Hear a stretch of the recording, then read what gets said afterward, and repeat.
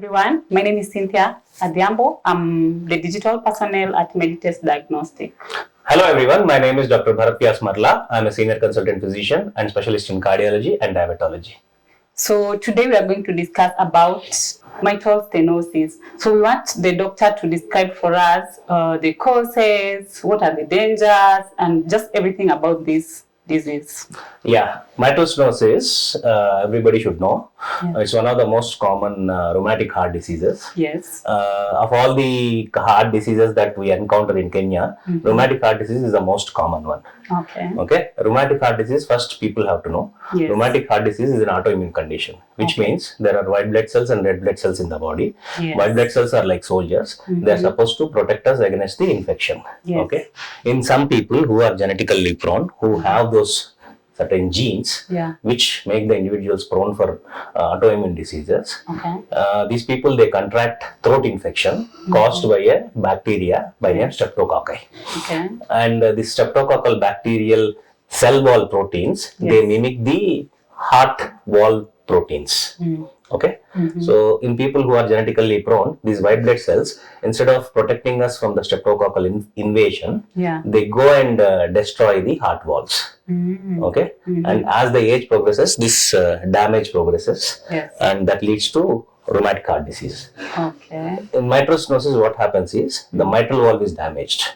Mitral valve is that valve which is present on the left side of the heart. It is in between left atrium, that is the top portion of the heart, and left ventricle, the bottom portion of the heart. It controls the flow from atrium to ventricle.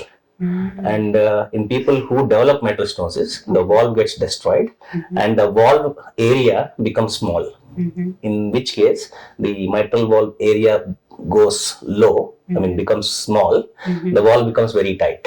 And there will be increased pressures on the left atrium. And that leads to left atrial dilatation. And when the left atrium is dilated, there is back pressure on the lung. Even the lungs get affected. Okay. So that's how mitral valve stenosis happens. The normal mitral valve area is 4.5 millimeters. Anything less than that we call mitral stenosis. And there are various grades: mild, moderate, and severe. That's great, Doc. So my question is, what are the dangers that the patient should look out for? The complications. Dangers means complications. One of the most common complication of mitral stenosis is because of the enlargement of the left atrium, which happens over a period of time because of the increased pressures. Patients develop what is called atrial fibrillation. Atrial fibrillation means the top portion of the heart, the atria, right and left atria, they beat very fast. And they beat irregularly. Okay. So when this happens, we call it atrial fibrillation. And this is very deadly because when the heart is beating very fast, especially when the left atrium is enlarged, blood spends more time in the left atrium. That leads to clots formation. And these clots, they don't sit idle because of the increased pressures. They will be thrown out through the ventricle into various parts of the body. If they go into the brain, that causes stroke. If they go into the lung, that causes pulmonary thromboembolism.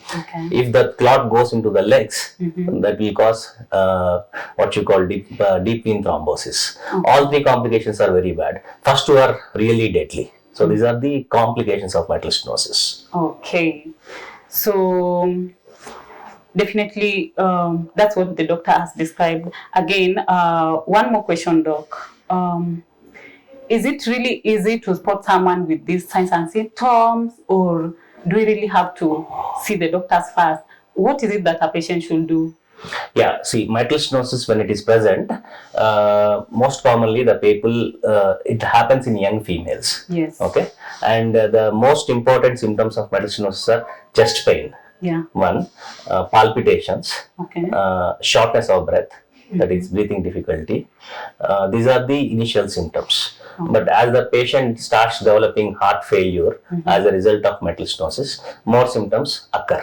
Okay. So there are 6 cardinal signs of heart failure: chest pain, shortness of breath on a little amount of walking, palpitations, swelling of the feet, orthopnea, that is when the patient is sleeping, they have to suddenly get out of the bed to catch a breath, and dizziness or loss of consciousness. This is called syncope. So these 6 are the cardinal manifestations of heart failure. out of them, if 3 are present, usually we suspect heart problem. And people, especially young females who have these symptoms, when we subject them to echocardiogram, that is scanning of the heart, you can easily diagnose mitral stenosis. Usually mitral stenosis presents in 20s and 30s with symptoms. But in Kenya, what is happening is, even in older people we are seeing, because Kenyan population has got good heart genes. That means the cardiac reserve is good. Despite heart not functioning well, the body can tolerate. So we are increasingly seeing them with the modern technology in elderly patients. Yeah, that's so great. So thank you so much, Doc. So maybe just a final say about the topic and probably what you would advise the patients to do. So mitral stenosis diagnosis early is very important thing. When these symptoms are present, they have to get scanned. That is first thing. And second thing is that the treatment options for mitral stenosis are very limited, in the sense we cannot reverse it. So in the mild to moderate stages, we'll try to manage mitral stenosis with medicines. But in the late stages, that is when the mitral valve stenosis is very severe, what happens is we have to do surgical things. We have to do either closed valvulotomy, that means we pass a catheter through the femur or through the hand, go into the heart and cut open the mitral valve so that the tightness is reduced. People who are not suitable for this, they have to undergo open heart surgery, and mitral valve, artificial valve, should be fixed inside. So these two are the treatment options. But when the patient develops already, heart failure with reduced ejection fraction, there is not much that we can do. You can only manage the symptoms. So that was what we wanted to know today. We really thank you, the doc. This is our doctor here at Meditest. If you have anything related to the dangers of internal medicine, just come see our doctor. He is the specialist and he knows best, and is the one who can actually help you. So thank you, our audience, and thank you so much again. Thank you very much. If you had liked this video, please like, share and subscribe.